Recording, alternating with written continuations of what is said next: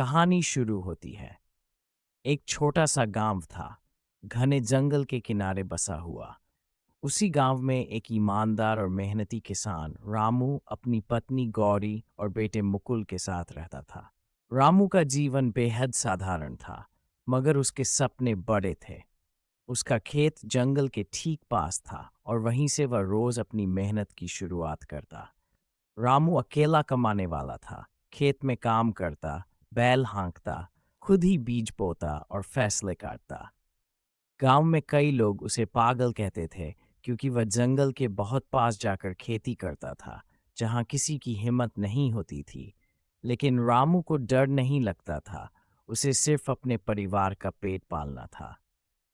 एक रहस्यमयी दिन। एक दिन दोपहर के समय जब रामू खेत जोत रहा था, तभी अचानक आसमान में बादल छा गए और तेज हवा चलने लगी। तभी उसके सामने जमीन से एक नाग और नागिन प्रकट हुए। रामू डर गया, मगर उसने हाथ जोड़कर कहा, अगर मैंने कोई गलती की हो तो मुझे माफ कर दीजिए।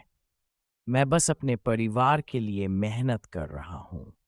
रामू ने विनम्रता से कहा, डरो मत किसान, हम तुम्हें कोई नुकसान नहीं पहुंचाने आए, बल्कि तुम्हारी सच्चाई और मेहनत से प्रभावित होकर तुम्हारी मदद करने आए हैं। नागिन ने मुस्कुराते हुए जवाब दिया। उसी रात से रामू के खेत में चमत्कार होने लगा।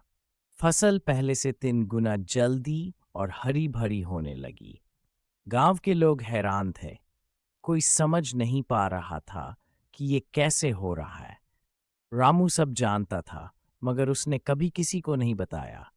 वो रोज शाम को खेत में एक कटोरी दूध और थोड़ा गुड़ रख देता था, नाग और नागिन के लिए।